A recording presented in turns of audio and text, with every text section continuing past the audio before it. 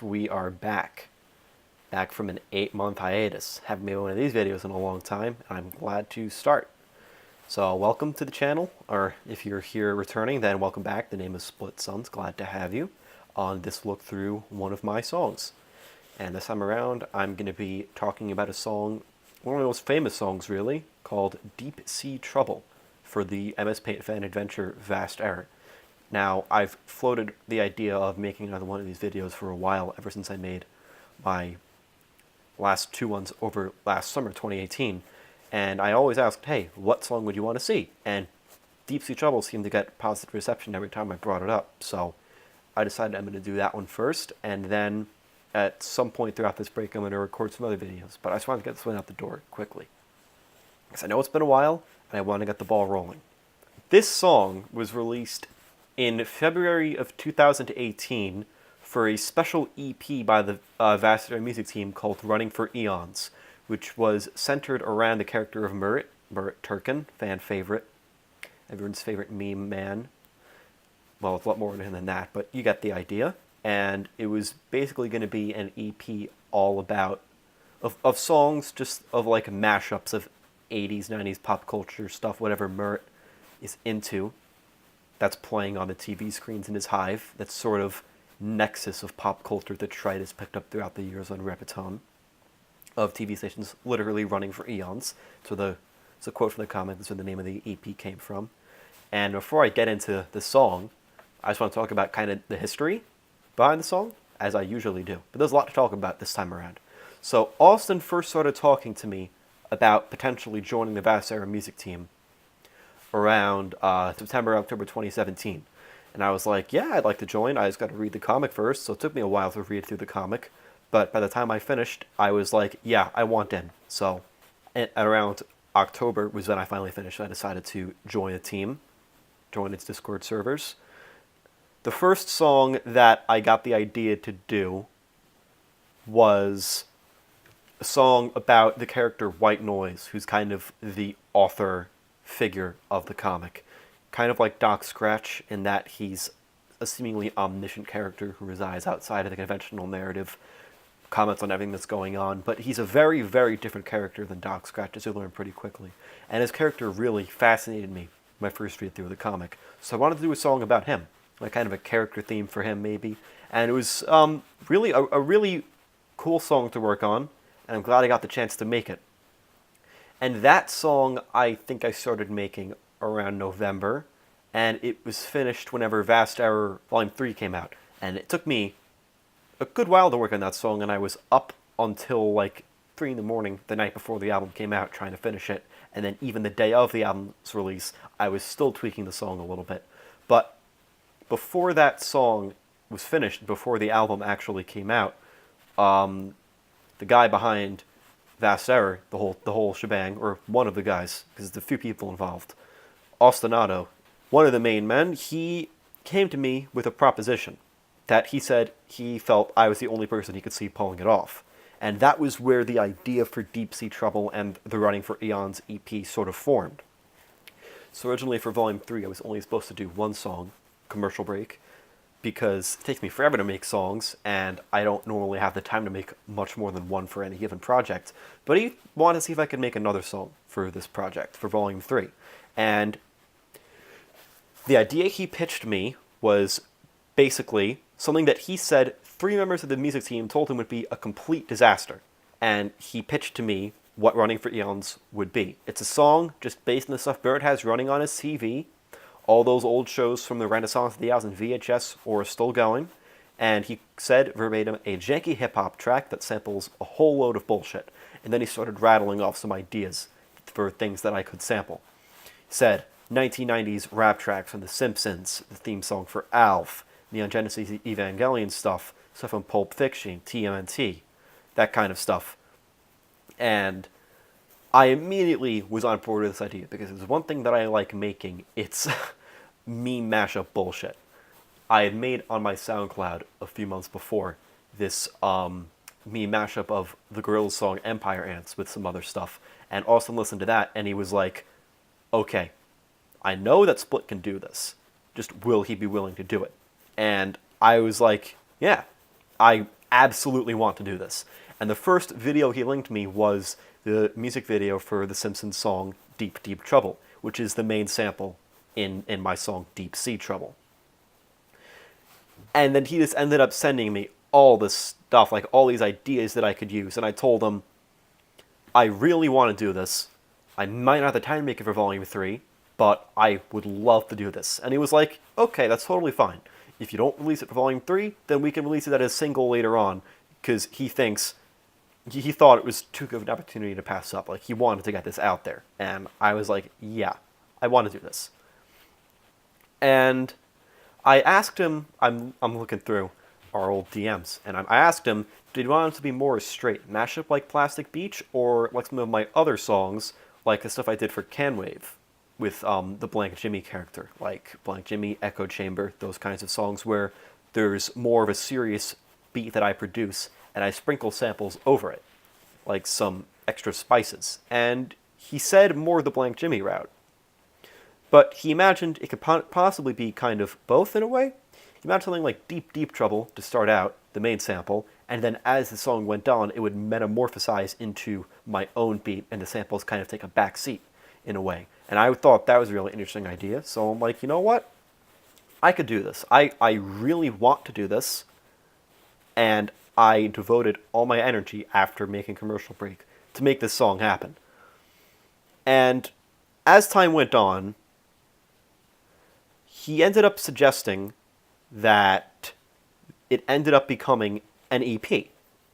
Like I said, he ended up talking to some other people, like Kryptonarch from the Cool New Music team, who also ended up joining the Vast Air Music team, if he wanted to make his own song in that style, the same kind of idea, and then we can make it an EP, 2 or 3 tracks, if he can get someone else along. And I was like, yeah, it's a fine idea. So now it became 2 songs. And Austin was like, yeah, we can make it be a song by me, a song by Crypt, a collab track between the 2 of us. Anything could really work. And I think then later on, we ended up getting one other person into it, which I believe was originally slated to be Wheels, but ended up being Pragmatic Nihilist, PN. So at that point, the stage was set. All 3 of us were ready to make our tracks, and we ended up deciding when to release the thing, what to call it. Austin got some track art, or cover art, really. The song that PN ended up making for this project, Royale with Cheese, was actually supposed to be on his solo album for the Vast Air team called Repeton. It was originally supposed to be a track for that, but we ended up deciding that we could use that for the Running for Eons EP, and I could just make another Murat song for the Repeton album, which is exactly what he did. So things ended up working out pretty nicely in that way. I had a song that I was working on, Crypt had a song that he was working on, and then PN's Royale for Cheese was used in the final product. So that's kind of an idea, a snapshot over the months of how this song and the Running for Eons project really came to be. It was over the course of 2 months, really. It took a while for it to all come together. It was like, started out me being like, I'm making this song for white noise, you know, it's going to be nice, it'll be fun. And then Austin was like, we could do more. We could do better, greater things. We got to make this meme mashup happen, and I desperately wanted it to happen, because I thought this was the funniest idea and the greatest idea. So originally it was just going to be my song, and then over time this idea of a sort of EP developed, and we knew that we wanted this to be a surprise release. We didn't want anyone to know about it until the moment that we felt they were ready to know. So it was kept very closely under wraps until the moment it was released as a surprise release sometime in February of 2018. And it became a hit. It really became a hit. It's very popular on my SoundCloud. It's popular on the team's YouTube channel. And I'm very happy with the reception it's gotten. And it definitely is one of the songs that I've looked back on very fondly still. I had a really great time making it. And it was really funny to see the project grow into what it became. And yeah, I had a great time working on this song. So now let's take a look at the actual song itself, now that I've gotten this kind of introductory spiel out of the way. Alright, So let's take a look at this project file. Now, it's a pretty complicated project file. There's a few things going on here. By a few things going on here, I mean 103 different channels. Well, there's really less than that because some of them kind of group together like this. It's one drum kit, but it's every single different instrument in that drum kit is in a separate channel, which is fun. So, like I said, Austin had the ideas for a lot of the samples that were used in this song. Because I was like, you know, anything you want me to use, let me know, I'll use it. So he was like, okay, we gotta have Deep, Deep Trouble, the main Simpsons song that this is based off of. And I was like, yes, okay, we can have that. He gave me some other ideas, like I said, Alf, the theme song for Alf, Evangelion stuff, TMNT stuff. He also had the idea to use the Eminem song Without You, which is where the Guess Who's Back refrain is from. Anything from Pulp Fiction, Tarantino in general, that kind of stuff. Those ideas were his. And I had some free reign, of course, to throw in whatever samples of my own that I wanted, as long as they fit the general theme. And I feel like I pretty closely adhered to that. And I also kept the main idea that he pitched me, which is use Deep, Deep Trouble in the first half, and then as the song goes on, kind of formulate my own beat and let it overpower and sort of take my own spin on things. And I like that idea a lot, so I wanted to use that. To start and end the song, I made these little static collages of interspersed radio clips and things in that vein, just to sort of reinforce the idea that this album was kind of focusing on the TV screens Mert has lying around his hive, and I don't know if hive is the proper word to use. It might be, it might not. I actually don't know. I apologize if you're watching this, Austin, or anyone else that's really into Vast Error. I am so sorry. Which you probably are if you're watching this. You probably know at least a little bit about Vast Error. Maybe enough to correct my pedestrian mistake if it is one. Anyway. So I thought it would be really nice to, reinforce the idea that there are these TVs that are kind of tuning on static, but then they sort of tune into whatever TV show or movie or music video they're showing, so that we kind of get the idea of this song forming out of nothing. So to start out with, I had this.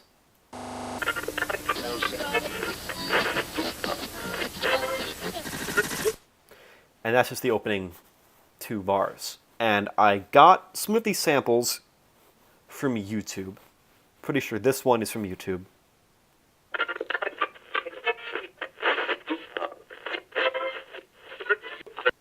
Which is like a very common sample. I've seen it be used elsewhere.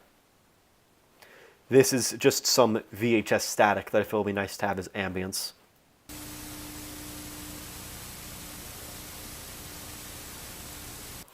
Because I always have to go above and beyond, I added another version of that sample.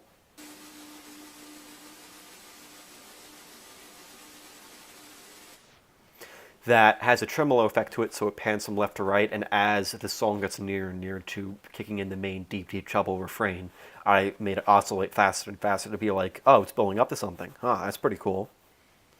I also pitched it down so that it would kind of taper off. Volume remains pretty constant. And there's a tremolo slowly going up. And it has a lot of reverb on it. There's also a spreader on it, which I believe should make it occupy more of the extremes in the left and right, as opposed to kind of staying more in the center, even though it's already tremoloed. I think that works.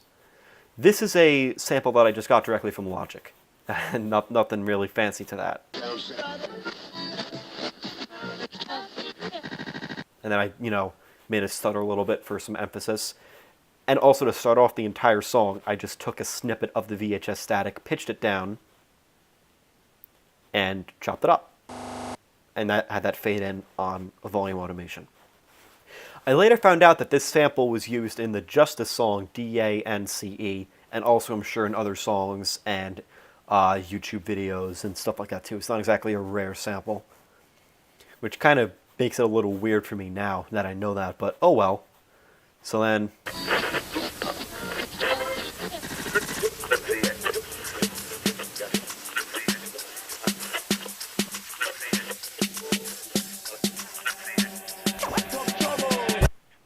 song really begins.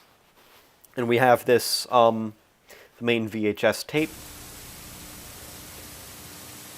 Have some EQ automation so that the low end kind of disappears and then overtakes everything, so you get that really nice glide effect, which I use a lot for transitions and that kind of thing.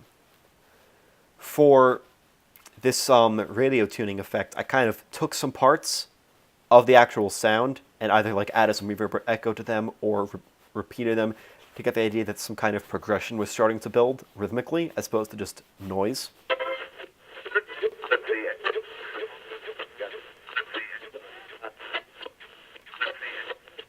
And also had that pan left for some reason. Probably just because I thought that was pretty cool that it could do that. Yeah. And I slowly make the radio effect fade out. And here's the main sample.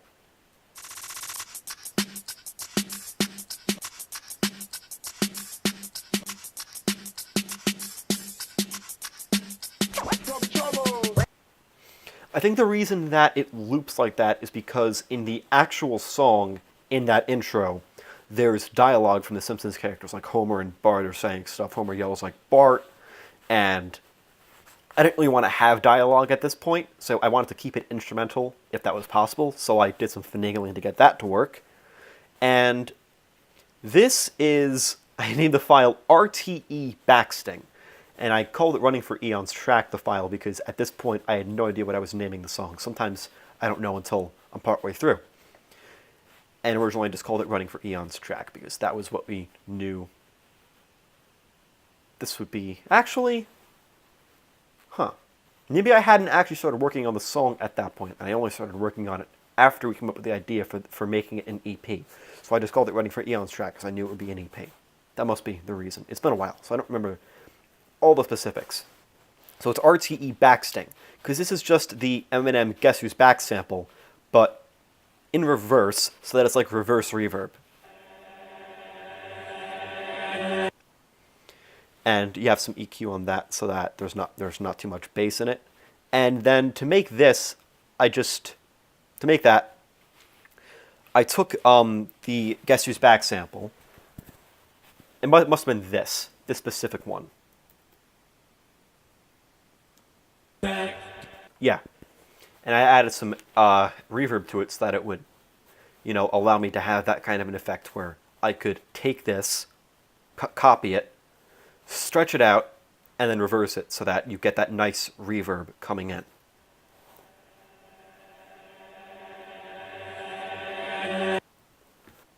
So, yeah, that was really fun to do. I like doing those kinds of things where you have that sort of build-up.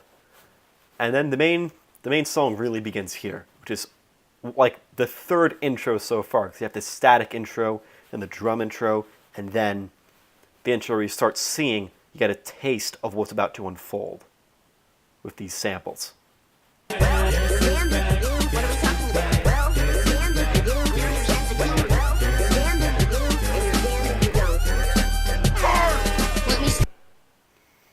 I think on my first day of working on the song, I made from here up to there where I just had, and that was the first thing I sent to Austin to ask him, hey, what do you think of what I've done so far? And he was like, perfect.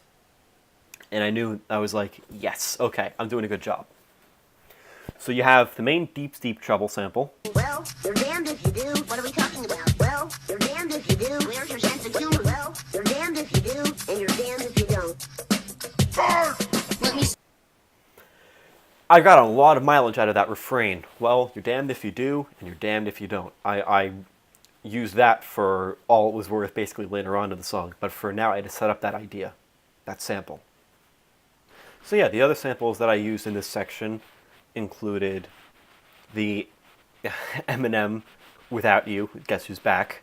Guess who's back? Guess who's back? Guess who's back? Guess who's back? Guess who's back? Guess who's back? Guess who's back? Guess who's back? Guess who's back? Guess who's back? Guess who's back? Guess who's back? Guess who's back? Guess who's back? Guess who's back? Guess who's back? I don't remember how I made that. Because I remember that in the actual song, Without You, the Guess Who's Back does not repeat that many times, and it does not pitch down that many times. So I'm pretty sure I had to artificially do that somehow. But for the life of me, I don't remember how. Because I ended up merging the whole thing into one sound file. So I don't know how I did that. Thanks, past me. And I also added just some extra sampling from this radio tuning sound effect from earlier, just to chop it up a little bit and add some extra beats.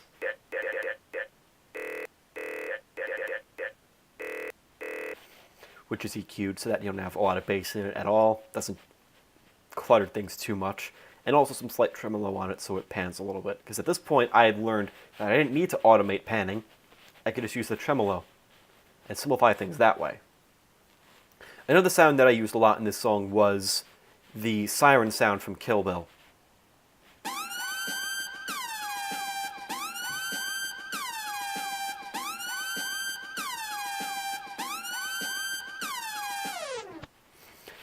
Which was not obviously a perfect sample or a perfect loop. You can still hear some of the brass instruments in it. You can hear a drum beat. But in the actual song, the EQ makes it so that you don't hear that as much and you really only hear the siren, which is fine by me. And then I also added another version of the sample that's pitched down an octave, so you get this nice effect.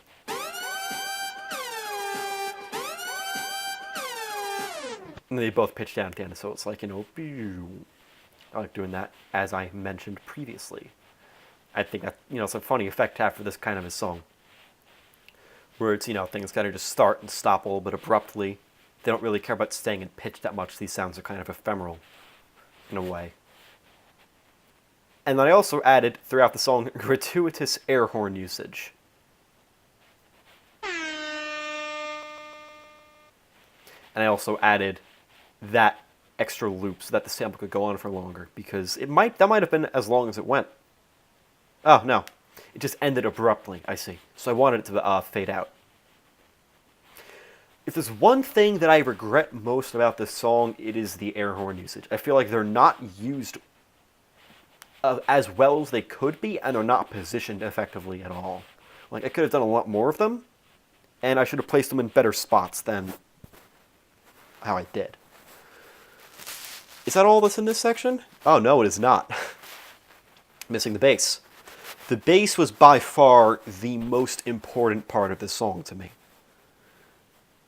As the song went on, I started thinking of it as my own kind of take on a Neil Cicierega-esque mouth moods, mouth sounds mashup song. Where, if you haven't heard those albums, they're basically professional quality mashups where he takes 2, 3, or 10 songs, puts them all together in one, adds his own production to it, and the result is just this magical experience. I wanted to make my own version of that, really, where I could take all these songs, all these samples, and put my own instrumentation in there as well. And the one song I had in mind, really, was a song off Mouth Moods called Wow Wow, which takes the Will Smith song Wild West for the movie Wild West, takes his rap for that, basically just chops it up and sentence mixes it so he says all this outrageous stuff about buffaloes and Jim West, where his hand be at, just all this funny stuff, while it has this amazing instrumental to it with this really sharp cutting bass and those amazing percussion hits that have a lot of punch to them. And I kind of wanted to do that in this song, where I could take the deep, deep treble sample and later on add this really powerful bass to it and these driving drums to it. But before I get to there, I got to build up. So you got to put in a bass first. In total, there were 5 different bass instruments I used in this song and then layered on top of each other. But I made sure to not make it overpowered and make it just sound like it was one bass instrument that kept adding more and more stuff to it. You just call me Phil Spector. Veritable wall of sound over here with this MIDI instruments.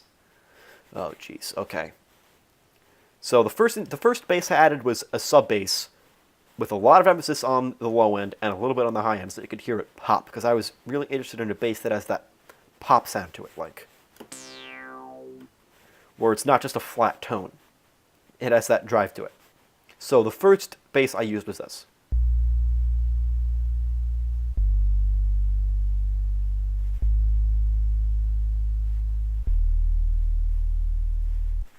Pretty simple, just 4 notes. At this point in the song, there isn't really a bass line to speak of, so I just wanted to lay out a basic chord structure. And another thing that I actually forgot to mention is that the deep, deep treble I used here, I'm pretty sure I kept the BPM the same. It was 98, just that I wouldn't have to do any dumb tempo shifting for that sample. But I did change the pitch. Originally, the song was in C minor, and I pitched it down to B flat minor. So that's the intro. Now, here's the song. Let me start at the start and take it away. My name is not Simpson Bartholomew J, but that's another story. Start at the start, then take it away. My name is Simpson Bartholomew J. That's Bart with an art and a capital B, then Simp plus S-O-N. That's me. Introductions aside, let's move right along. You can all sing along at the sound of the gong. Once upon a time, about a week ago, all of a sudden trouble started to grow. We can just cut it off there. So, there's a lot going on now. The song gets pretty complicated pretty quickly, and it only gets worse. I mean better. I mean, maybe it just cancels out and the song just is. So we still have the Guess Who's Back. We still have this little sample, but I only took a certain part of it. Just to have a little extra piece of the rhythm.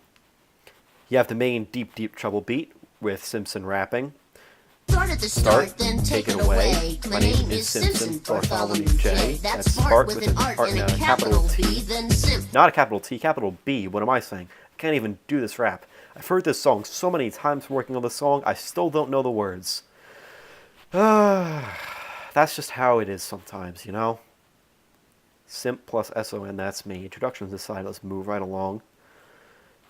Oh, right, this. So these are record scratches.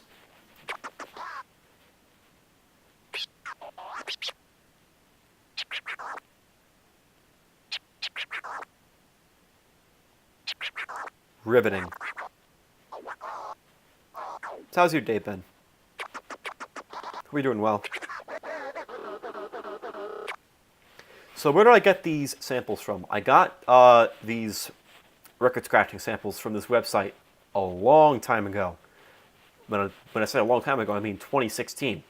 These were the record scratches I used to make the Colony Music Team song Time on My Fries.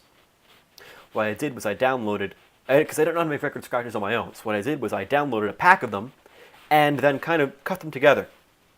Looped some, reversed some, tried to make my own unique sounds out of them so that it wouldn't, you know, just be like, oh, I'm putting a sample here, calling it a day. Putting a sample here, calling it a day. I wanted to do some transformative stuff with them.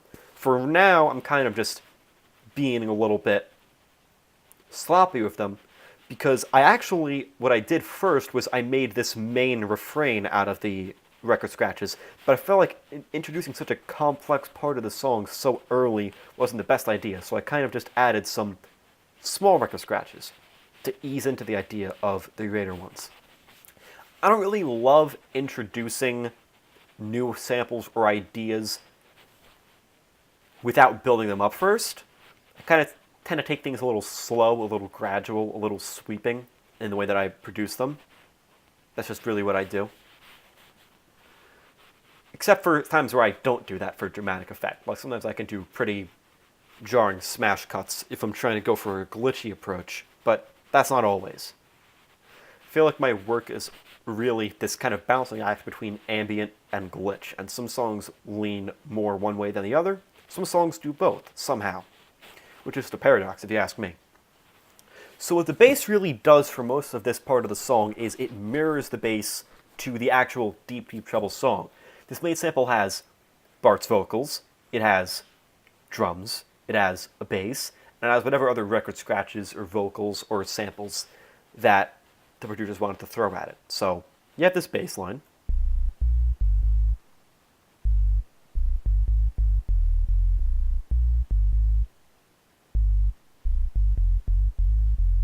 And it mirrors this bass line. Start at the start, then take it away. My name is Simpson Bartholomew J. That's Bart with an art and a capital B, then Simp plus S-O-N. That's me. But I did add some of my own flourishes to it, like here. Because I didn't want it to just be a carbon copy. I wanted to sort of flesh out the bass line a little bit. And I did mess up while writing this song. And this is something that I only realized recently while working on another song, that the way that I wrote this bass line, and actually most of the instruments in this part of the song in general, is not right. So the way that I wrote the bass here is, when it kind of has that swing beat, dun, dun, dun, dun, dun, this is a 32nd note. So this is, normally 16th parts, like 16, 16, 16, 16. And to go halfway, it's quantizing by 1/32nd note in Logic. But that's not how the bass line, or really the song, works. It's on a swing beat. And swing beats are separated into triplets with an emphasis on the first and third beat. So it's not split up into fourths. It should be split up into thirds. And I did not realize that while writing this song. So really, everything I wrote is slightly off when compared to how Deep Sea Trouble actually sounds. And it's not enough where it sounds really bad, but it's a little bit noticeable, especially now that I realized what I had done wrong. But I can't change that now. The song's out there, and oh well. So how did I make this synth bass? It's probably just a preset with this one instrument, and then I added some EQ to it. That's really all it is there. Not too complicated. So then I had to start populating the song with samples. So the first one I included was this sample from the Teenage Mutant Ninja Turtles 1987 theme song, where they say Turtle Power. And originally I just had it be Turtle Power, and I added some reverb to it so that it wouldn't just cut off. But I kind of wanted to add a little bit more to it too, like I said, to build it up. So I added some other faint turt, turt, turt to build up to the idea. And, they're kind of quieter. So it goes kind of like this.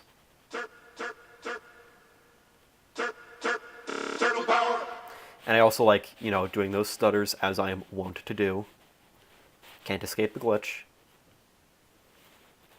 So that was the first extra sample I included in the song. Then I got the idea to include the Alf theme song. But this isn't even really the Alf theme song. Well, it is, but it's sampled and chopped up pretty heavily, and it changes key a few times. Like, this is transposed down 6 half steps. This is transposed 6. This is 7. I don't even know what these are. That's 4. I assume those are also 4. And it stays 4. And here then it goes down to 9. I kind of ended up writing my own melody by pitching these individual samples up and down, so that the end result is something not really all that like Alf theme song, but reminiscent of it in a way, and it serves its own purpose for my needs. Transforming samples in this way is something that I like to do a lot in music like this, and it's something I'll probably keep doing in the future. Revolutionary techniques here, I know. Your mind is surely being blown by these revelations.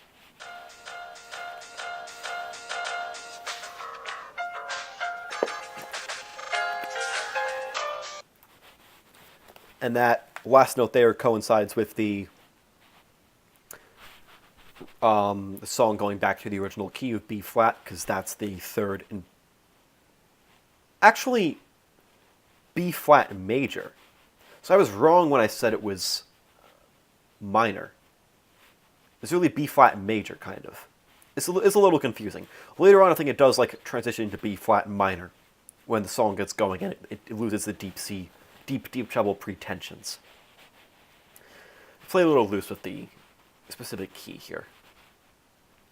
I have this electro riser sound effect that I got from somewhere in Logic. I used those kinds of transitionary sounds a lot in this song, just to lead into subsequent areas. Here's another air horn. And oh yeah, this is where I put this air horn. He raps Bart Simpson, the great muse, the wizened poet. Instructions aside, let's move right along. And you can all sing along at the sound of the gong. And when he says the sound of the gong, a gong sound plays. And I thought to myself, because I am an idiot with a non-existent sense of humor, non-existent, it is not there, it's gone, it's shot. It died years ago. You know what would be funny? Instead of a gong, let's put an air horn there, because that's the peak of comedy. Introductions aside, let's move right along. You can all sing along at the sound of the gong. You think I'm going to play that? No. I don't want to hear that again. I don't want to dwell on my terrible life choices. Let's move right along, as he says. I added, and this is the second bass sound that I added.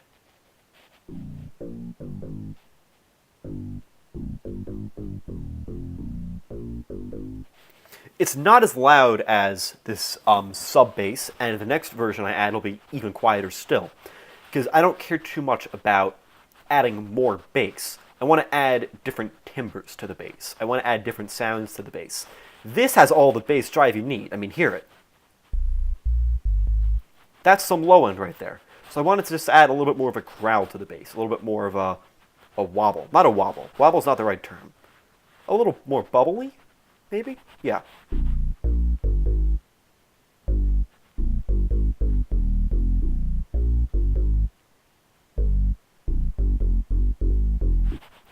A lot of the times when I do things like this, where I double up instruments to play the same melody, sometimes I make them deviate from that melody, so that you have three instruments that sound similar, but then they end up starting to play entirely different melodies. I'm pretty sure I did that in Stoker of Nightmares, but for this song, the entire time, these bass instruments play the same thing. I didn't really want to make them deviate. I wanted them to stay unified throughout, and that is exactly what I did. I think that covers this part of the song, so let's move right along. I was snoozing, supposed to get up now, but I was refusing to let reality become an intrusion, cause in dreamy dreamland I was cruising, but the buzz kept buzzing, the web kept buzzing, gave the radio a throw and heard an explosion. Opened up my eyes, to my surprise, there stood rumor and his temperature rise. Alright, now we're really getting somewhere. So Deep Trouble really continues. I don't edit it too much in this part of the song. It really stays consistent the whole way through. I bring back Eminem. He gets a little reprise here, and so does his reverse beginning. Because I didn't really want to just use a sample and then discard it. I did want to bring some back, just to get a sense of repetition, continuation, keep things familiar while steadily introducing new concepts. So I bring back Eminem. Keep this going a little bit. The record scratching main beat finally begins.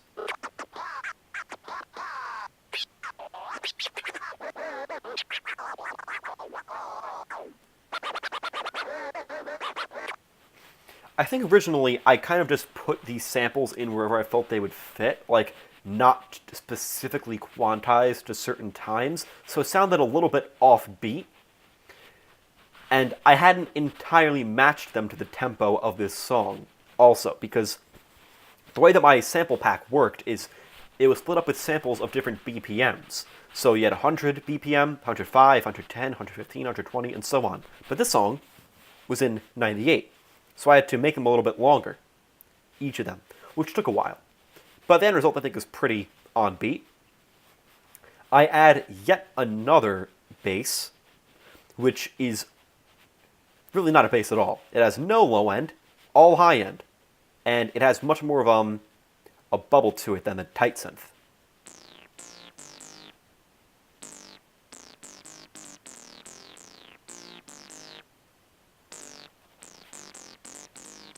And all of them together sound like...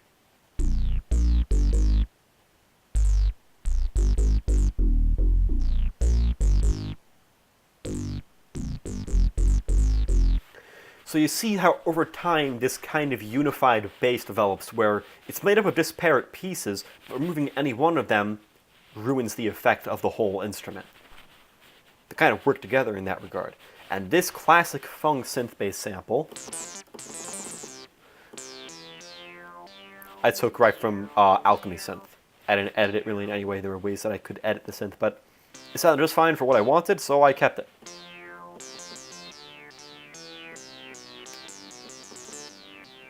Well, I did change the EQ, but that's beside the point. And a sample that Ostinato told me to add was Calm Susser Todd, which is... all I know about it is that it plays somewhere in Neon Genesis Evangelion, I think towards the end. So, I added that.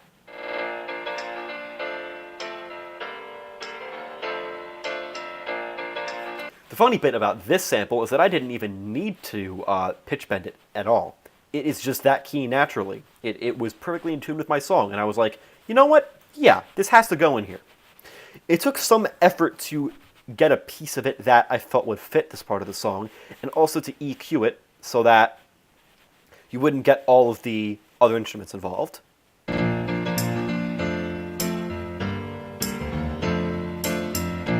By which I mean just that single, what is that, a tambourine hit? But I digress. It's still kind of noticeable when you isolate the sample on its own, but it's not as noticeable, and you can't hear it in the overall mix, which means I did my job. And there's also some distortion on it. Probably just to make it louder, because otherwise it would have been too quiet. And now is when I start to add my own percussion, in addition to the main deep treble percussion. And this is really the start of my new beat, my own beat, slowly developing. It starts here, but it's still really complementing the main beat of deep treble so far.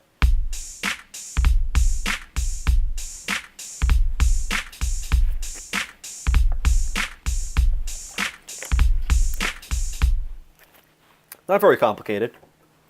It's all from the same Electro Bump GB drum kit that I equipped with varying degrees of EQ for whatever instrument I needed.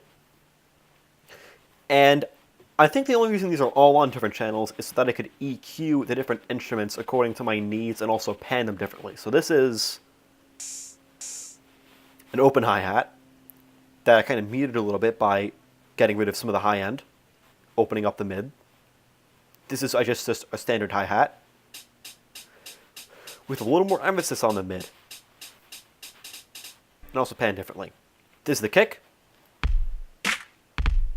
and the clap, with emphasis on the low end and high end both, so that you get the bass from the kick and the rattle from the kick and that clap from the snare with a really heavy compressor on it. I am curious to see what will happen if I take that off. How loud will it be? I almost feel like I should not do that, because it might be very loud. Yeah, that is getting maxed out. Okay, the input is 6 decibels. Yeah, let's not turn that off. What is this? Oh, I see. It's the exact same thing, but with some extra reverb on the low end. Why?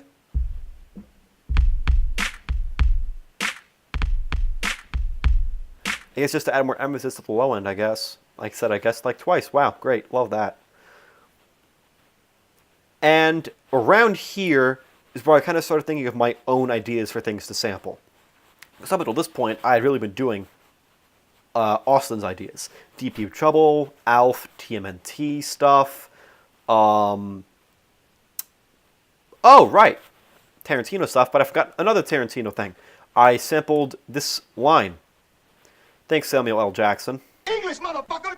Do you speak it? Speak it! Speak it! Speak it! Speak it! And I took that single "Speak It" and added this really, really long echo to it with very high feedback so that it would just keep going. Speak it! Speak it! Speak it! Speak it! Speak it! Speak it!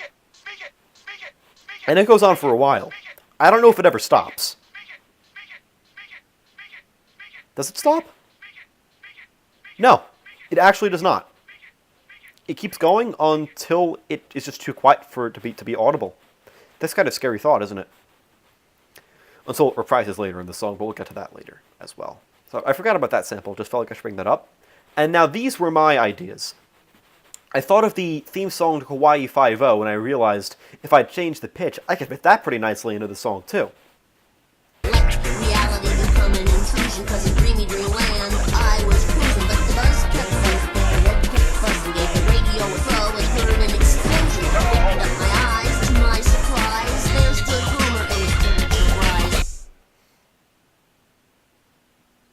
So this is the original sample. I wonder, can I do this? No. So I must have changed it. Okay, so for a lot of these samples, they were obviously not in the same key, not in the same tempo. So I would take the original sample, cut it to the specific part that I wanted, regardless of whether it was in the right tempo, and then I would change its length by hitting Alt on my keyboard and then dragging, which changes the length of the sample. And that was pretty much what I did to most of the samples in this project. So I liked this sample because it made me end on, what is that, an F? And ending on an F for this area where it goes, da-na-na-na-da. Which, ignoring the backing, just with the lead in mind, because I purposely EQ'd it so that you can't hear the backing, I only wanted the lead. So when you have that F, suddenly I thought of the idea to put in the theme to Seinfeld.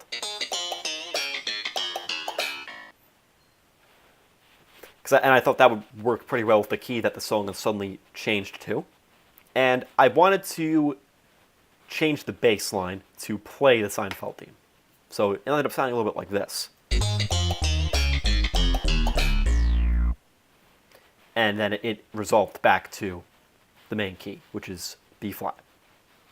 So I thought that would be a pretty funny idea. And I think it worked out pretty well, pretty well. Pretty well, actually. Never gets old. Maybe sounds a little bit off key, but I'm not sure why that is. Oh well, I'll deal with that later. So now here's the next portion of the song.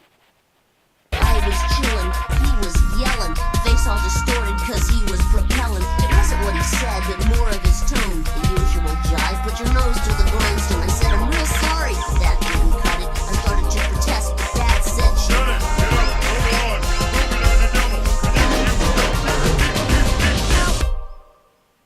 Deep, deep, deep, deep what? I don't know. So, throughout the song, it's basically about Bart oversleeping. And he realizes, oh, he's late to do whatever it is he has to do. And Homer comes in and he's like, Bart, you gotta get your ass out the door, because if you don't, you're in deep, deep trouble. And I kind of thought it'd be funny to make him repeat deep, deep twice. So instead of going like this, Deep, deep trouble. I ended up going like this. Deep, deep, deep, deep trouble. And it actually didn't sound all that cluttered. I thought it was a nice effect. So that worked out for me. And this is the part where there isn't really a bass line to the song, so I kind of wrote my own thing. Keeping it in the same keys, you know, B flat, not really doing anything all that adventurous. But it works. But then I start changing up the chord progression.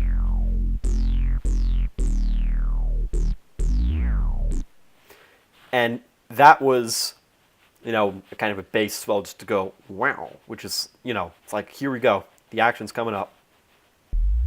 That's just an arpeggio. This is also an arpeggio. But here, it doesn't change notes, so I'm assuming I must have done something relating to actual pitch bending.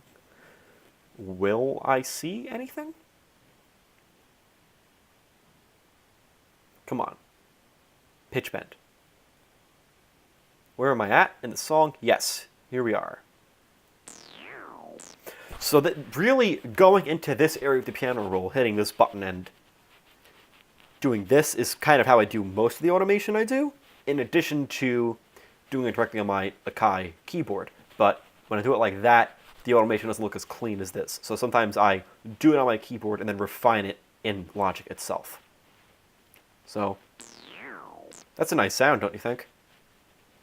What, you don't think so? Oh, well, I think it's nice. Anyway. So now we have an actual chord progression going. It goes B flat, A flat, F, E flat. Yeah, E flat. Now what's causing that? Well, we'll see. So the bass, not the bass, the drums are starting to change a little bit. Yeah, this main beat, I took out the open hi-hats.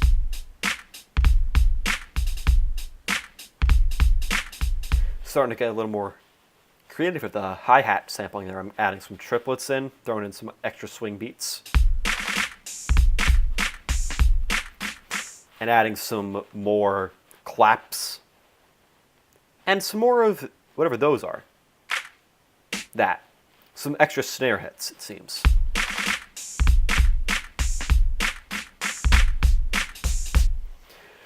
I don't think that... I must not have wrote that myself. Well, not... Okay, I did write that myself, but I didn't do this on my keyboard. Yes, that's right. I didn't do any of this on my keyboard. So when I write stuff on my keyboard, like... Take this, for example. Here. So let's pretend I have an idea for a drum beat.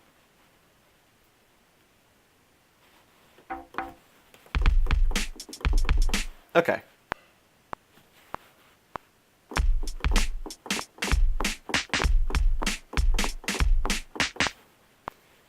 Depending on how hard I hit the keys, the velocity, basically the strength at which I hit the note, changes.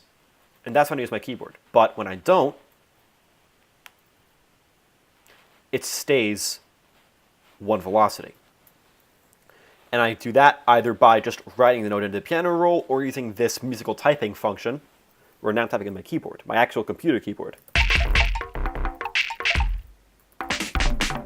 And you can set using C and V the velocity.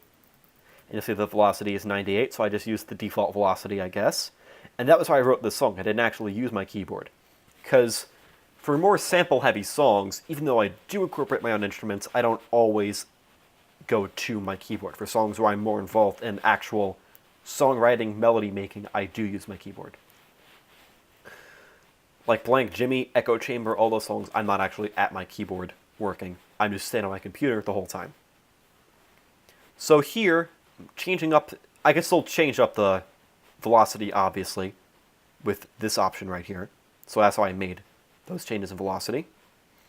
And this must be like a snare slowly coming in.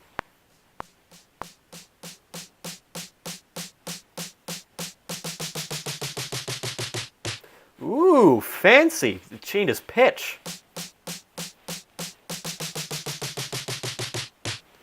Which I thought would be a nice way to add some tension, add some build-up until the song explodes into a fiery chorus.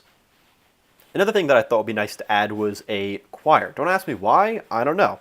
But I thought it would be a cool thing to put in the song at this point. And it's actually pretty damn angelic. Got that fade in.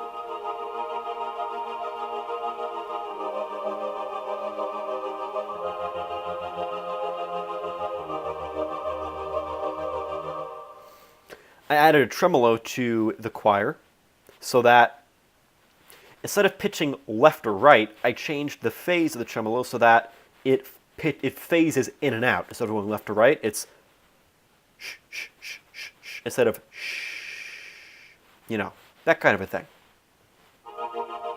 Because otherwise it sounds like this.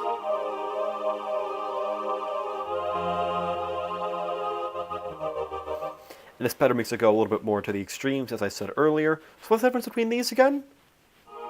Right. So I added different degrees of reverb to these choir samples. This doesn't have as much reverb, 17% wet, whereas this one has no dry, and the sample being sent out is all wet. So it sounds a little bit like this.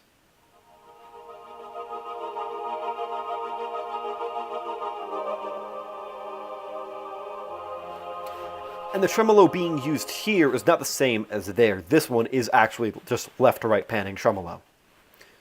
So, you know, kind of the same idea, taking two similar instruments, but adding more of them to create a wider effect.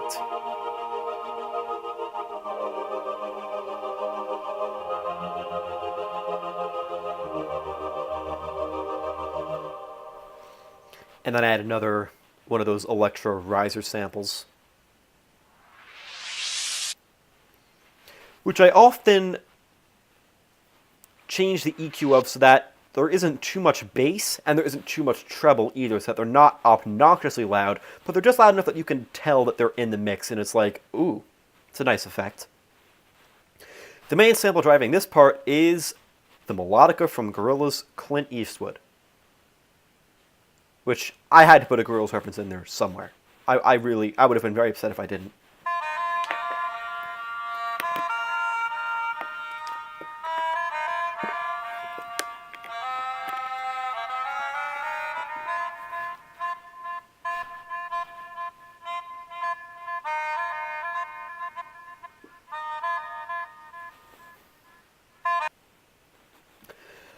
I don't remember how I got this isolated melodica sample. I must have searched online for the stems to Clint Eastwood, found them, gotten that single melodica, and just went to town from there.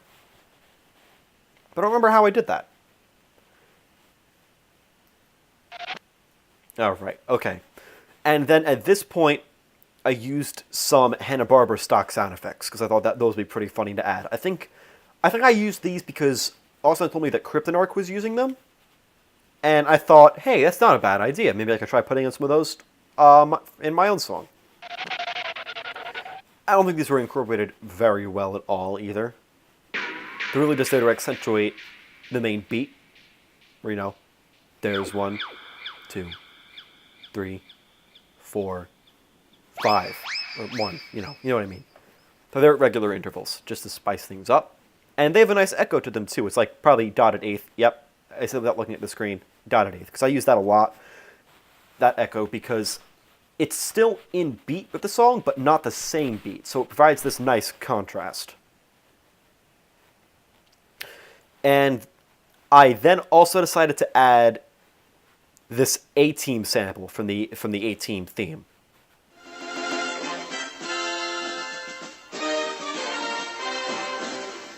Which at first glance isn't really in tune with my song, but when you think about it, it actually is.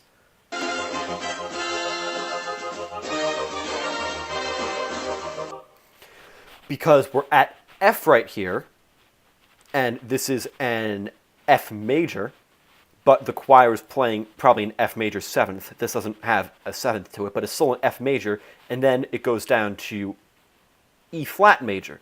And whereas this goes E flat, it starts out, then down to B, then down to C, you still have the impression of the melody as being E flat, so it goes in tune with the choir, and then it goes E flat, D, C, and then back down to B flat minor, which after this is what the song goes back into during the chorus, so it really works out nicely melodically, this section. You know, just, it's the little things. And of course, in keeping with Neil Cicierega, one of his songs, Annoyed Grunt, which is just like 15 different samples of grunts and screams and just various annoying sound effects from anywhere he can find, put into one song. At one point, he uses, for some reason, the drum fill from Phil Collins, I Can Feel It Coming in the Air Tonight. I think it's just called In the Air Tonight. I do not care. So that's how I got the idea to use that in the song. I thought that'd be really funny to have, and I was right, it was hilarious to have. And the idea of a drum beat dropping in pitch, I'm pretty sure is how I got the idea to make my own drum beat dropping in pitch, even if they're not at all in the same rhythm. They do, well, they actually are kind of in a pretty similar rhythm, now that I listen it over. Past me, you might have been onto something. So that's that section, which kind of just serves to change things up a little bit from the main beat in the first part of the song, where, you know, you have these nice bass melodies that are slowly building and building. Suddenly switch things up. The bass changes up. The DP treble melody sample changes up. All the previous samples cut out. You got some new stuff, and you realize with this choir, it's becoming a little bit, you know, angelic, transcendent, pretentious even. It's building up to something. Too important for its own good, and you're like, yep, when that drum beat comes in, you know what's coming, and it's a pretty nice chorus, is what's coming.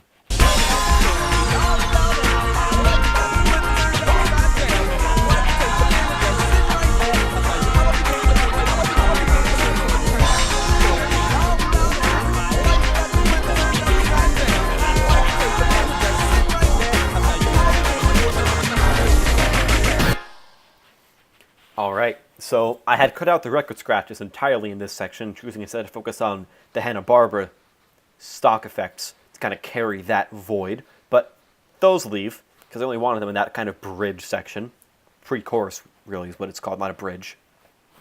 Metaphorically speaking, it's a bridge, but in musical terms, there actually is a bridge in song structure, and this is more of a pre-chorus, if anything. And now we're in the chorus. So I bring back the record scratches. Where are they? Up here. And this is Deep Deep Trouble's chorus too, where, you know, Homer just said deep, deep trouble. So, you know, things are getting real.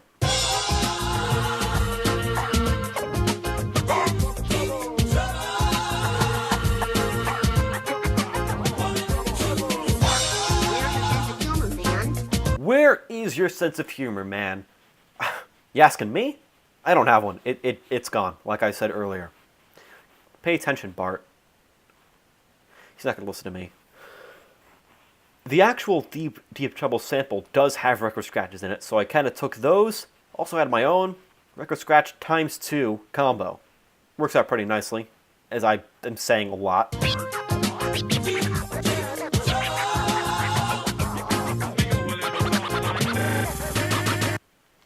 Because I'm not content with just ending a song the way it should be ended, I kind of chop up the sample here to make, you know, you're like, oh, what's happening? Oh, we must be getting something new. Kind of use those glitch transitions to signal incoming ideas. Lyrics coming at you at supersonic speed. Eminem will be returning later, but not in the way that he was earlier. I was going to say something, but I forgot. I remember now. So I mentioned that all seems to be working out rather nicely. And really, while I was making this song, it was working out rather nicely. Sometimes there are songs that I make that take me forever to do because I'm stuck in a certain section. I don't know what to do. I don't know how to fix this issue I'm having, and I get really demoralized. This song was not like that. It's one of the rare instances where I was able to sit down and make a song, and I loved it the whole way through.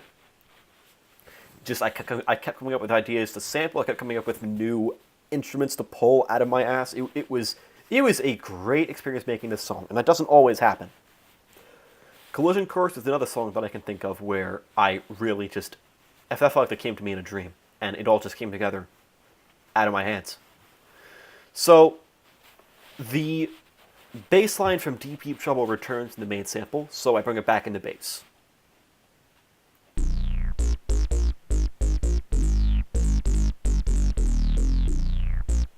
It's still not quantized properly, but I don't care. And this is the bass from before, but with a different melody. And here is where the final steps in my plan begin, and I add these brand new bass sounds. You have this one.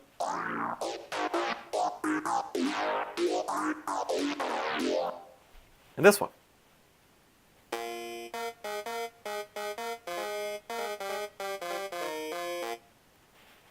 So, out of curiosity, I want to see what these bass sounds originally sounded like, because I feel like I had to have changed them in some way, but I don't remember how. Fast fall wobble bass. So, can you play? Oh, right.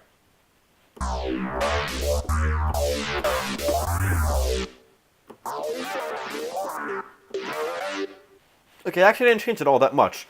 I just added some EQ to get rid of that low end, because like I said, I didn't really care much about the low end anymore for these new bass samples. I wanted changes in timbre.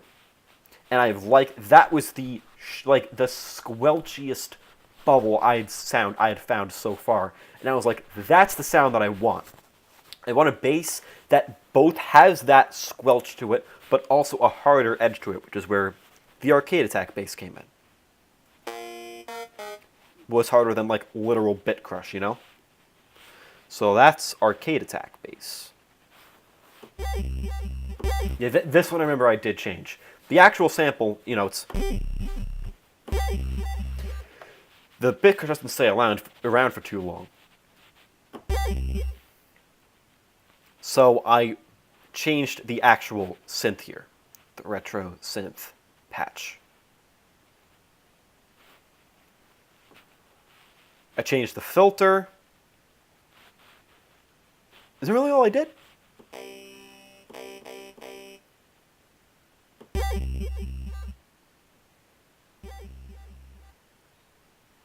I also changed the shape of it, the modulation, if you will. That's the correct term.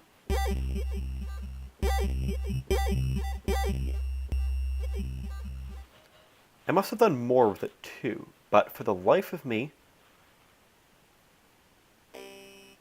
I cannot recall what that was that I did. Why is that? Is it here in settings?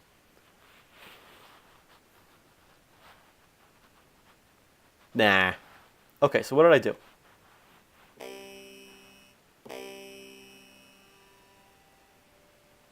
You know what? The world may never know. Oh.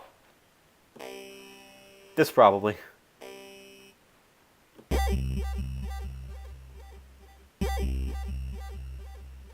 No? Okay. Now I'm really curious as to what I did here, because it has been a long time since I looked at this project file, and I don't remember everything. Such as this.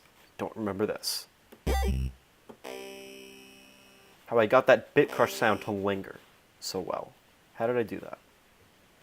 Doesn't have to do with that.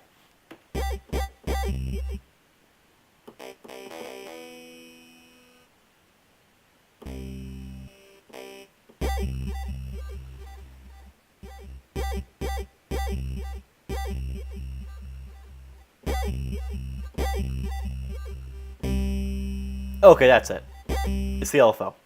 How? Okay, now I feel like an actual idiot. How did I not see that?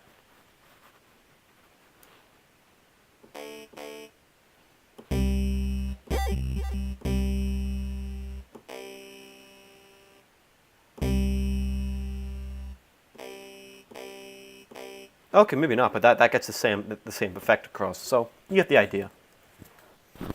Okay. So now I had that high end cutting edge I was looking for, not literally cutting edge, but you got the idea. When we put it all together, it sounds a little something like this. Hit it.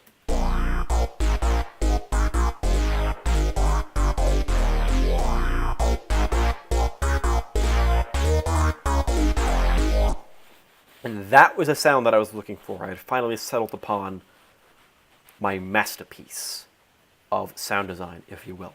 And I'm still very happy with that bass sound to this day. Maybe I'll reuse it in another song or something. I don't know. It's kind of complicated to put into another song, but I'll see if I can find a way, maybe. And then in Deep, Deep Trouble, the actual song, a piano is introduced.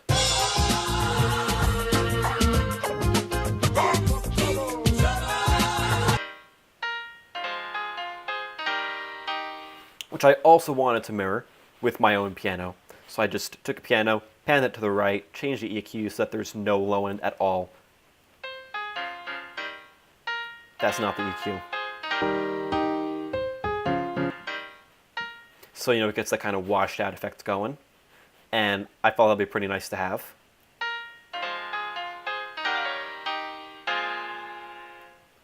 Why did I do that? That's weird. Well, I know why, but I don't know why that's there, specifically. So the drums, I don't think really changed at all. It's basically just a reprise of what came before. Except with some added complexity.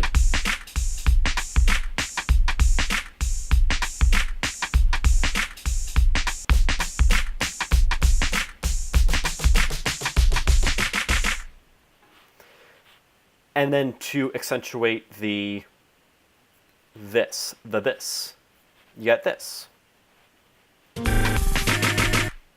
Some added claps. Some added transitions too, like... It's like a cymbal, but cooler. The melodica keeps on going. I add in fresh prints. This is a story all about how my life got... Okay. Why did I add a phaser to this? Why is it there? There's no reason for that to be there, other than I thought it sounded cool, I guess. You can't even notice it in the actual song. This is a story all about how my life got flipped, turned upside down, and I'd like to take a minute, just sit right there. I'll tell you how I became the prince of a town. This is a story all about... Amazing mixing there. Amazing sample cutting, whatever. I didn't want to just, repeat, take it and then loop it. I wanted to spice things up a little bit. And then I'm pretty sure I also cut this the same way that I ended up cutting. How I became the prince of a town. Yeah. I think also I didn't really want to mention Bel Air here, because what is Bel Air in Troll Repeton Society? Maybe it does exist. Who knows? Really, Fresh Prince is a Karkat thing. Not so much a Murat thing in Repeton. Oh well. And another element that I really wanted to add to the mix was an organ. I thought, you know, kind of a retro-sounding organ would really give this song a nice feel to it, and to it being like, I guess, just the mix. Because, you know, you have this amazing bass, you have these drums, amazing bass, how sweet the sound is, saved a wretch like me. You have these drums, I have this piano now, and I thought it'd be really nice to have this kind of an organ. Aside from all the samples I have going on, just have some standard instruments. So I have this kind of playing its own chord progression, because it isn't really an actual chord progression right now, it's just, you know, B, then it goes down to A, then maybe to F a little bit, so it's doing its own thing.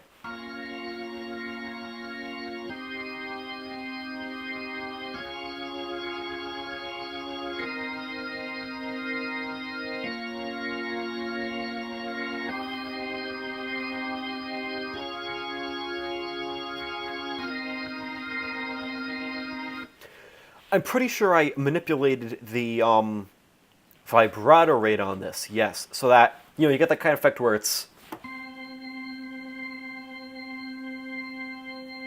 I love that in songs, where it's like, you know, it goes bang, and then it slows down, and it kind of, you know, the sound becomes a little clearer, a little bit more clarity to it, and then it goes back to being all wavy. Wavy in the literal sense. And this is a pretty standard progression, and I thought it went pretty nicely with the bass, without, you know, just copying it and also adding something new. So.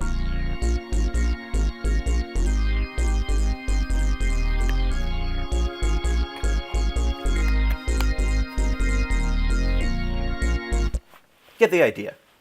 I decided to bring back this organ pretty good way later on in the song.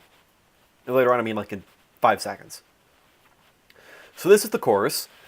It's, you know, a nice reprise of what came before, but with a lot more energy to it, both because of the sampling used and because I'm adding more and more instruments into the fray. You get the sense of, oh, things are really nice now, but where's the song going to go from here? The answer is, you stop. You stop it in its tracks, and you realize things will never be the same ever again. I had a nice groove going here, let's tear it down, build up a new one. So I have the deep, deep treble sample fade out.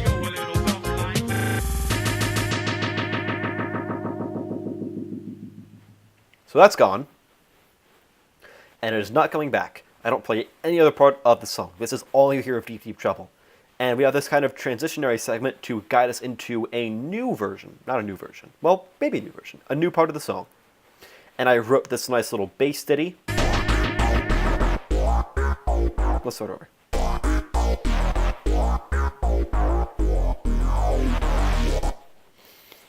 And that was really to show also that I'm not being constrained by the pseudo swing beat that I had before, you know, it's like...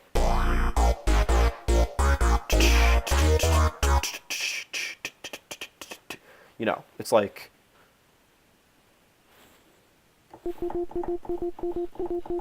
Now I can just go normally again. So the beat switches up in that way quite literally.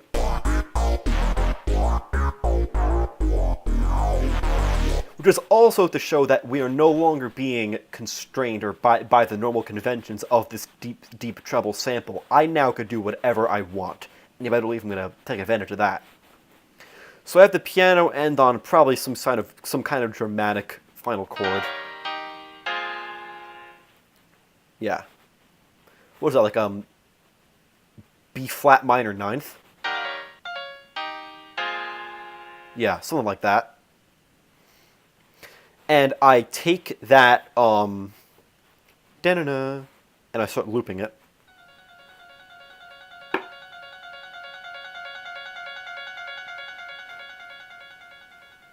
Fades in and fades out, gets its peak right around here.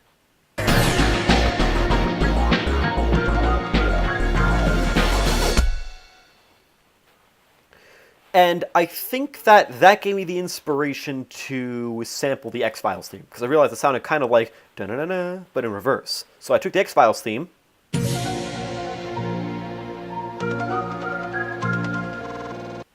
and of course I had to chop that up too, because I cannot help myself. But yeah, it sounds like this. It gets a really nice effect, actually. That's pretty cool. Sometimes, just like every so often, I have actual good ideas. So I have this change the scenario sound that I got from somewhere in Logic. This kind of stock crash cymbal sound I got from Logic that I reverse. And then it plays normally. So it's like a long, drawn-out, wishy-washy whoosh. Keep things going. I sustain a chord on the organ, which is that root B flat. Keep things stable a little bit. And I start sampling the real Slim Shady instrumental.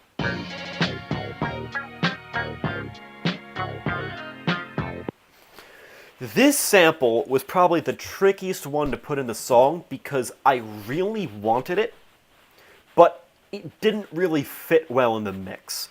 I struggled very hard to carve out an EQ for it that would allow it to fit and be heard, and I don't think I succeeded very well, but I was too stubborn to get rid of it, so it's there.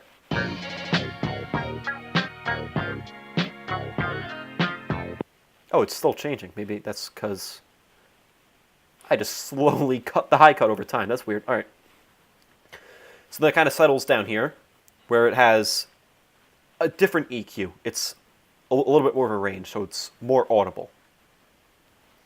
And I also sample an amen break, because I had a pack full of amen breaks, too. I have a pack full of record scratches and a pack full of amen breaks, and I developed more packs over time, but those are the original two that I really started out with. And I thought it'd be nice just to have this kind of a drum beat in this transitionary section.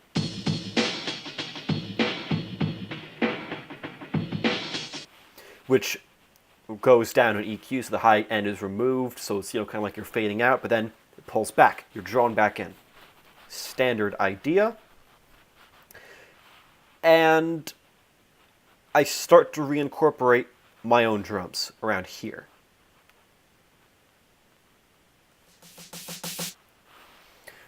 In the same kind of way as these drums fading in.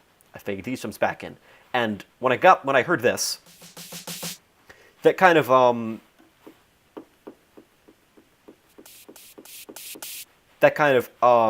hi-hat going like psh, psh, psh, psh. They got me the idea to sample. I don't know how I got this idea. I was like, you know what I should sample? I should sample Pac-Man going Waka Waka, because that kind of sounds like the hi-hats. And I thought that'd be really funny to overlay on top of each other. So it was pretty funny. I don't know how I got that idea. It's panned pretty far right. Well, not incredibly far right, but it's there. That's pretty audible in the actual song. And that might be my favorite sample in the entire song, just because of how weird it is and how I was able to pull it off somehow. And now this is the section where the song just takes a complete turn into left field and becomes really its own beast. And this section is, in my opinion, the best part of the song. Probably one of the best things I've ever written. I'm still really proud of the beat switch and the chord progression, just how it all kind of coalesced into this amazing mixture of merit. So let's take a look at this, just I guess all in one go.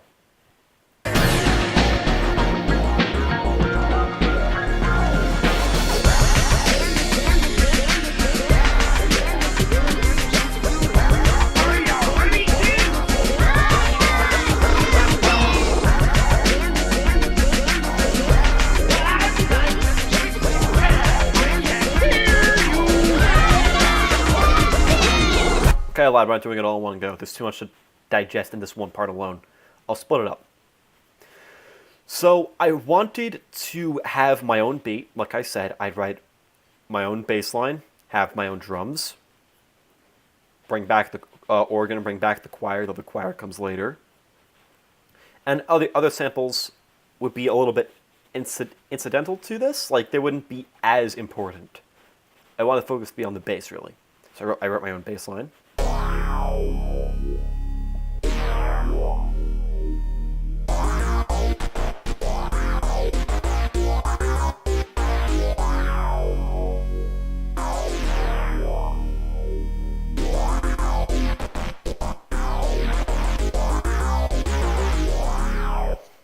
And I wrote it around the organ. I'm pretty sure the organ was the first idea that came to me while writing this part. Because I wanted to take the organ progression that I had formed in the first part over here and apply it to an entirely different progression.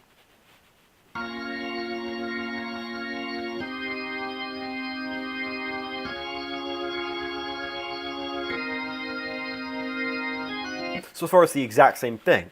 But then, you have these other notes lying underneath that change progression in subtle ways.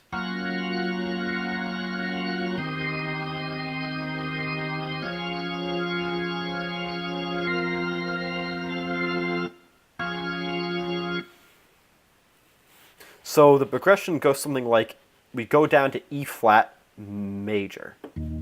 No, not E flat. C sharp, what am I saying? C sharp major, E flat major, B flat minor, C minor, F sharp major, E flat major, and then kind of F throughout the rest of the time, but it's kind of sustained, so it goes then down to major.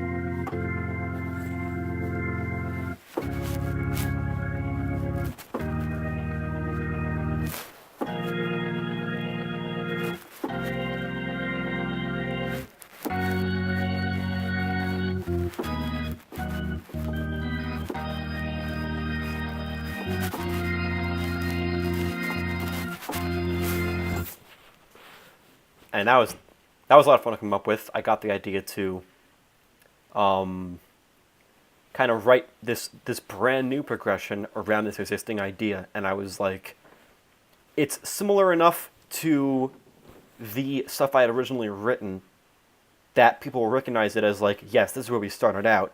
Now, where do I take it from here? And the bass kind of evolved around that.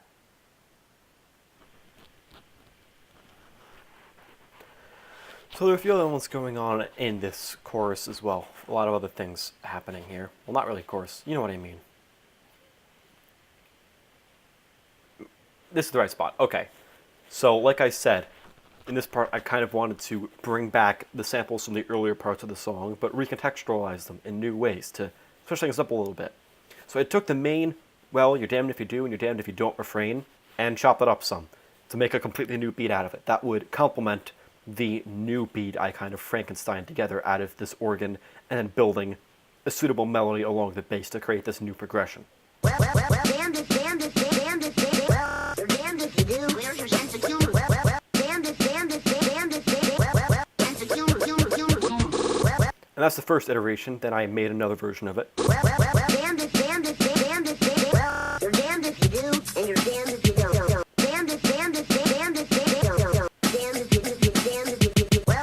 It's just him saying, you know, well, you're damned if you don't, or sense of humor, just chopped up in a bunch of different ways to make some cool kind of effects out of it.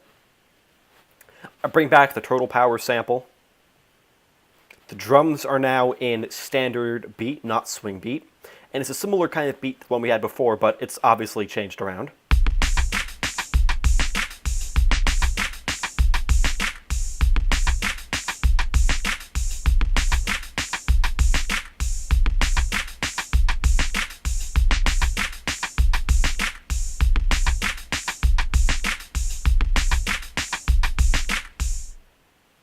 I wonder how these are different. They don't really seem to be very different. Oh, there's like one difference. So it's, you know, kind of like rigid, monotonous kicks, claps, stuff like that. Just kind of dragging a beat into place there. I have some of these for emphasis.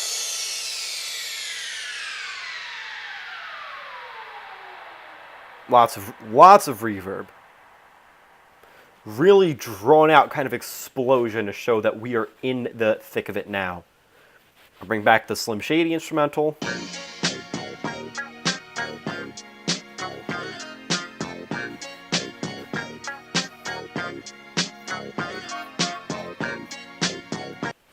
I don't really know how well this fits into the overall picture. Can you even hear it? Let's see.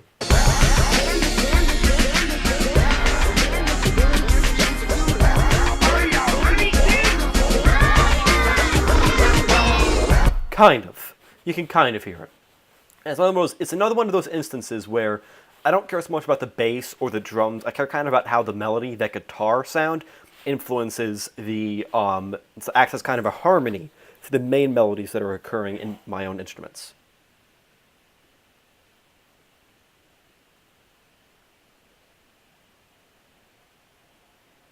So then another thing that I decided to add was samples of the SpongeBob theme. And to be honest, I can't exactly remember. I don't remember why, for the life of me, I decided to do this. I think I felt that SpongeBob was meme adjacent to The Simpsons. I felt like they were kind of similar in a way where I could riff on The Simpsons, I could riff on SpongeBob too. They kind of occupy a similar meme space. So I felt like it'd be nice to give a shout out to SpongeBob. And originally that kind of manifested as me taking pieces of the spoken word intro, they go, "Are you ready, kids? Aye, aye, Captain. I can't hear you. Aye, aye, Captain," and kind of placing them to the beat. And then I thought of, where he goes, the Captain goes, "Oh," after that. What can I do with that? But that comes later.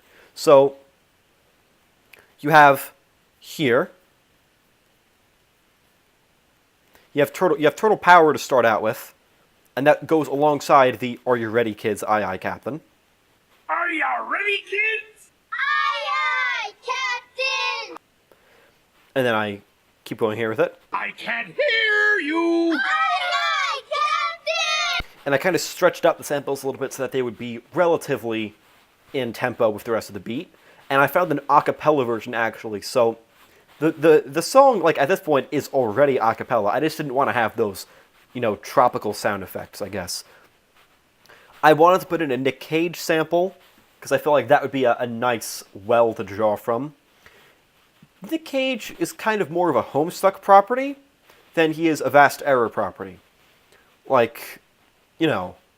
That's more of a John thing, of Risk thing. It's not really a Vast Error kind of thing. They have Weird Al, they have Seinfeld.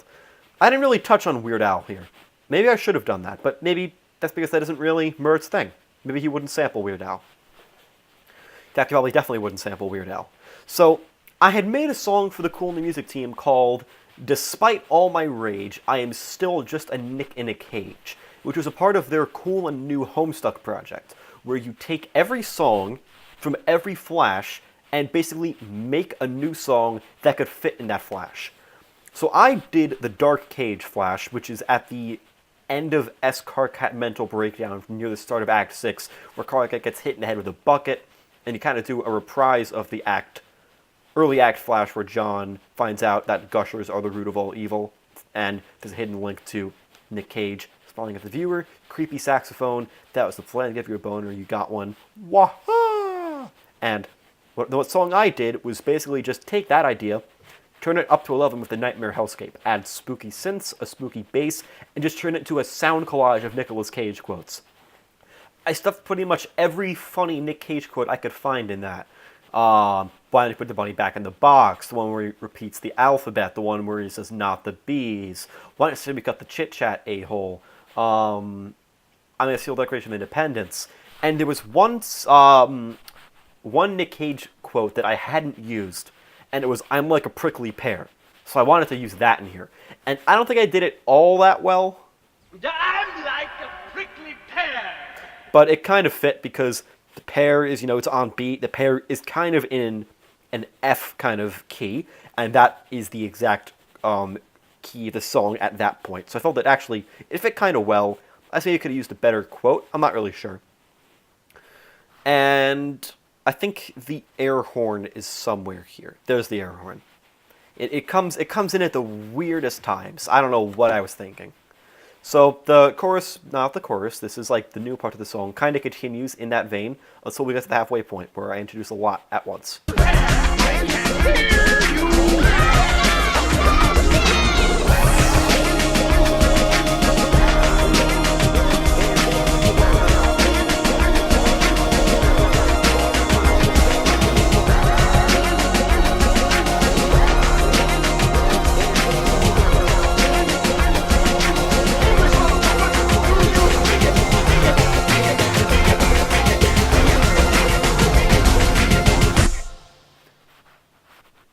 Now that's what I call pretty good. It's a little bit pretty good. So there's a lot going on here. First thing I bring back is the Kill Bill siren sample, but it's pitched down from, what is it at the start? G? Yes, which is the normal key it's in. I pitch it down to F.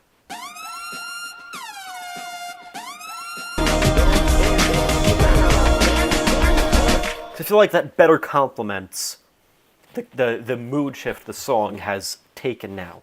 Like before, when it was in G, that's the original pure sample. It's immediately recognizable as the Kill Bill siren sound. And you're like, oh, haha, funny use of that sample. That's nice. And it kind of fits with the chord progression. But now, things are serious. I'm using these meme samples, but I'm using them not just as memes, but as instruments in their own right. I change them to fit the song, to fit whatever kind of wish I want to have in this section. And here, I want things to be, pardon my language, pretty epic sounding. You know, like, but I'm serious. I want it to be kind of dramatic, a little bit grandiose. Maybe too important for its own good, but maybe that's what Mert would do. Maybe that's just what he would want to do. Have this kind of dramatic section to his song. So, you know, there's that. This keeps going. The bass is the same, but then it changes up around here. That's not what I want to do. The exact opposite of that actually here. So we go to Seinfeld, and then it does a bass drum that's the same meter as the Phil Collins I Can Feel It in the Air Tonight drums. But still in the key of F. So you have this kind of an effect.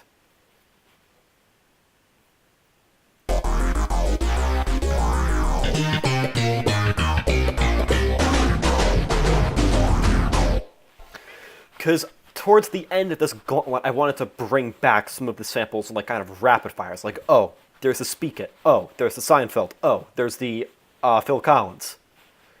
It's be like, we're getting to the end here. Time to, you know, have some final send-offs. The drum line gets more intense.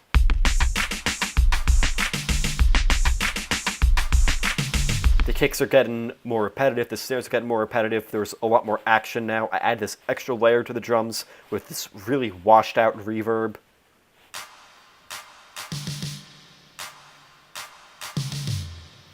Which is just to add some extra claps, some extra toms, just some extra energy to the overall mix. Add this brand new kind of a sound. You know, all those kinds of downers, ballers, divers, those kinds of things. You know, they come just, they're in Logic's sound library. If you have Logic, you can get them. I didn't, you know, I felt like they worked well. I just wanted to use what I had. So now I take the power chord organ, that progression that I had built up, and I add much more to it. So originally it's just.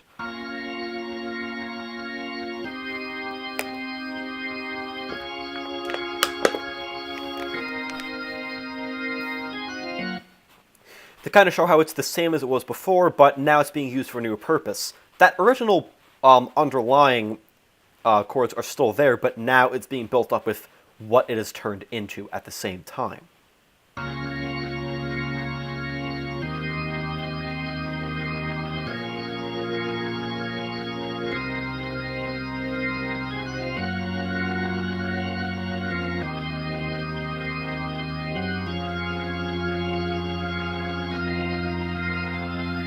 And then, because I had to keep it going, to extend the F chord, I just, you know, gradually built it up higher and higher. as the chord got more complex.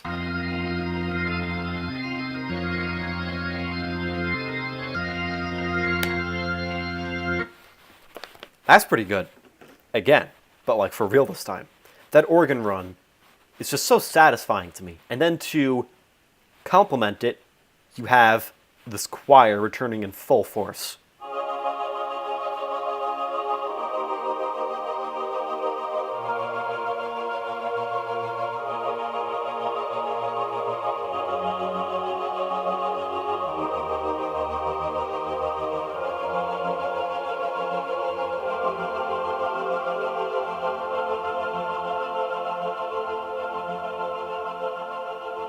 And that kind of fades out.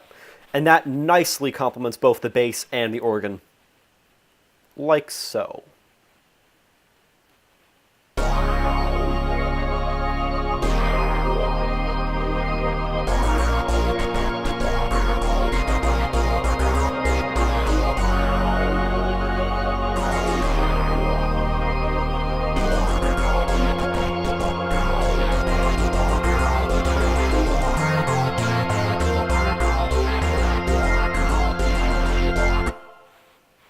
I love that. That's just so satisfying to listen to. It's such a nice progression. Thanks again, Past Me. Some Shady keeps going. And what I do with the O from the SpongeBob intro is I take it and I loop it. So it becomes, in effect, again, its own instrument, its own kind of synth pad to the song. And now it just has this whole new layer to it. It's at a constant F. No, that's not an F. That is an E flat. Excuse me. That's E flat, right? Yes. I understand what the choir is doing here. So these are the same instruments as before. This is the reverb. That's the dry. And then these are just added reverb, but panned left and right, so that the choir has even more presence in the mix. These stuff I don't even add all that much. I just want them to be there because I thought it would sound cool. But it's why I do most of what I do anyway. Even if it's more complicated than it should be, as long as it sounds cool. So then I have a pitch bender to bring it up to F because it goes from E flat.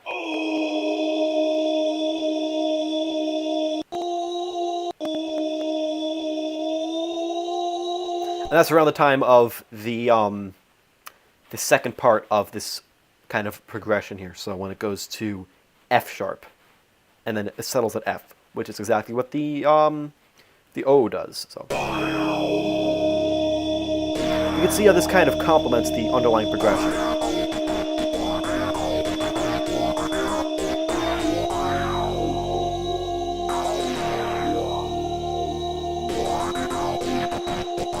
It serves as both a seventh, then a ninth, and then when it goes to F again, it functions as an extra octave.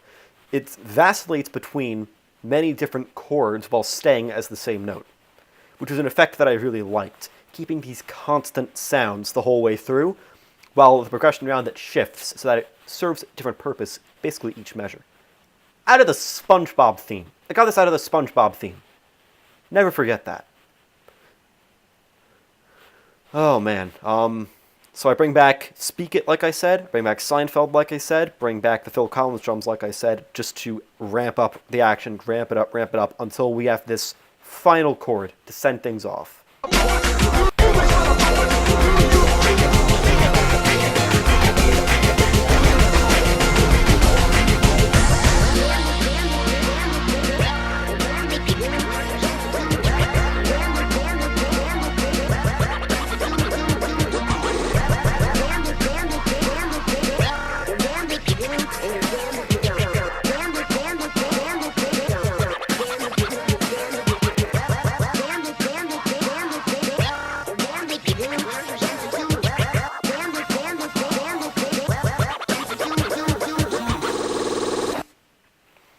So this is the ending to the song, basically, where it's, you went through this gauntlet of new stuff, an entirely different progression to grapple with that at times is familiar, but then dives into unfamiliar chords for the rest of it, and you're wondering, when is this going to resolve? And the answer is right now. We go back to the main key of B flat, and all the bass notes, all the bass synths stay on B flat now for the rest of the time as they keep playing it, and then they slowly fade out.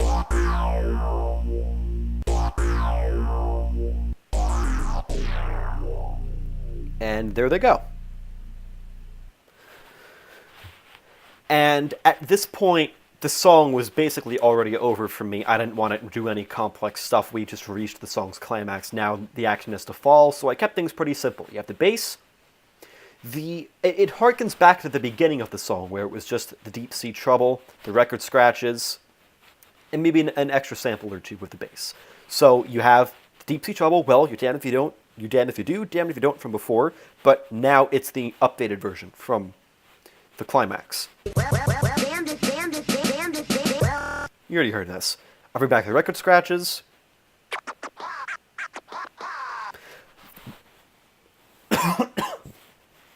The kind of interplay between these two.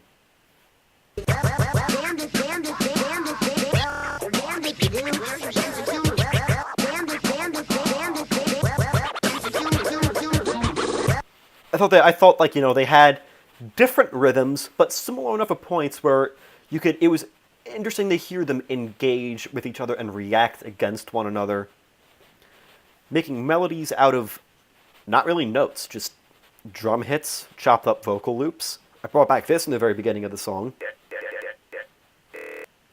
Not really for any reason other than I didn't want to just have it in the beginning and then forget about it. Of course, one of these.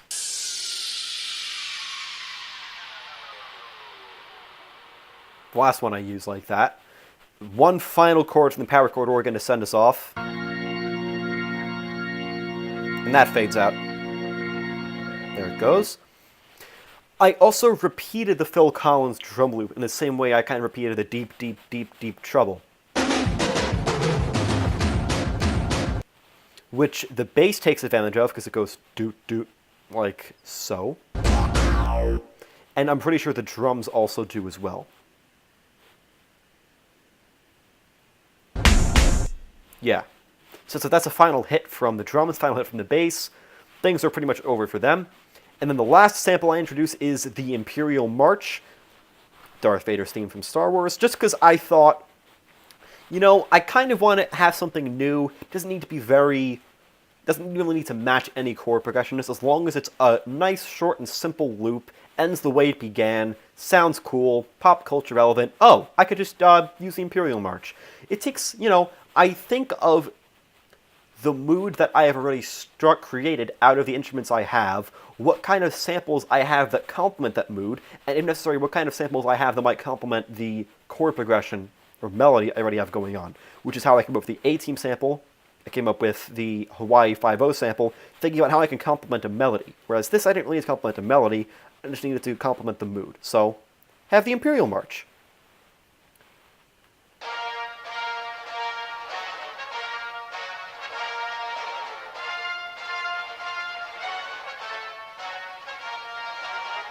It's like a little bit dramatic. It's kind of fitting for it's for an outro, because not it's taking center stage. It's just a nice little orchestral bit to throw in there as the song is winding down.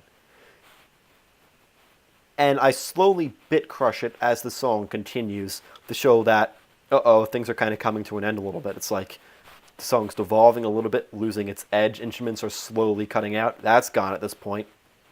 This is gone at this point. Bass is totally gone. It's like, what's left? Things are starting to wind down. And like I said, and I once again stutter things, signify we are changing. The meta is evolving, and the song as we know it is done. I stuttered the damned if you don't, so it was like the record scratches and the Imperial March to bring in a new element of the song, and that is the outro. We're done. Nothing else to see here. And I bring back the VHS tape static, oscillating between the sound, between the different panning channels. Pitch it back up. Just bringing back that same thing from the opening. This returns for a little. I think I literally just took a single snippet from it and then reversed it. Yeah, that's all I did. So I made this song at a point of time in Logic where there were not instant cuts from one decibel point to another. Like, I couldn't do this. Granted, I could do very, very close like that, but that's not what I did here. I had to be a more gradual fade-in. Which you can't even really tell. It seems kind of instant. But, it's just, again, a nice way to ease in. We have some extra sound effects here. These I had found, I think, through continuing searching. I wanted to just throw in some new stuff. Schon gar nicht bei Stück.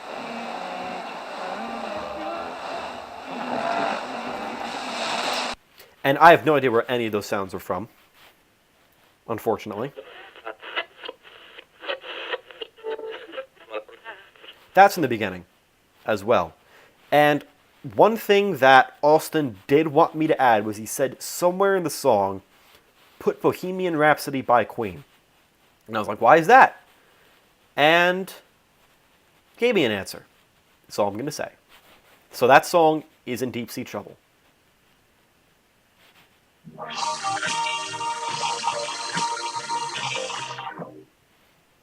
I heavily EQ'd it, heavily distorted it so that it has a filter on it. It sounds, the sample sounds really, kind of distorted, mangled, damaged a little bit.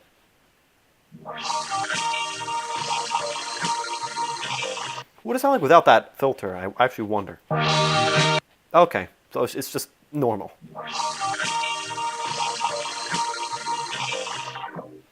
It's a nice way to mess with the sample a little bit. And then to end things, one last stutter. We end the way we began. A stutter to bring us in, a stutter to send us off.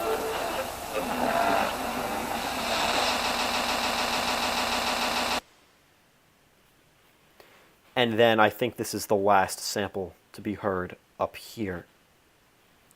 And that's the reverb slowly tapering off. And there it goes. The song is done. That's what, like 3 minutes. I've made longer songs, and I've made more complicated songs, but I have not made as many songs that were as fun to work on as this one.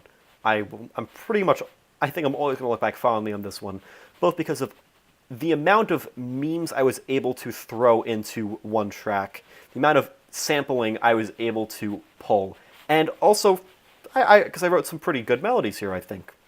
Not really melodies per se, but in the bass, I think I managed to pull off some pretty nice stuff here. A little bit Neil Cicierega-esque. If it didn't work out exactly the way in the execution, the idea was there. So I hope this video gave you some kind of insight into my influences, my inspirations, the thought process behind making this song.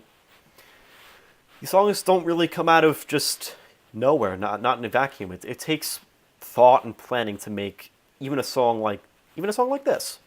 It takes a lot of planning to decide what samples to put where. That was something I did struggle with initially, like figuring out how am I going to use these samples, where am I going to place them. Over time, that got easier. I got better at it, knowing like it was a sixth sense what to put where, drawing from my memory banks of any sample I could use to make this worthwhile. A lot of it is really trial and error. Sometimes I tried things that didn't work.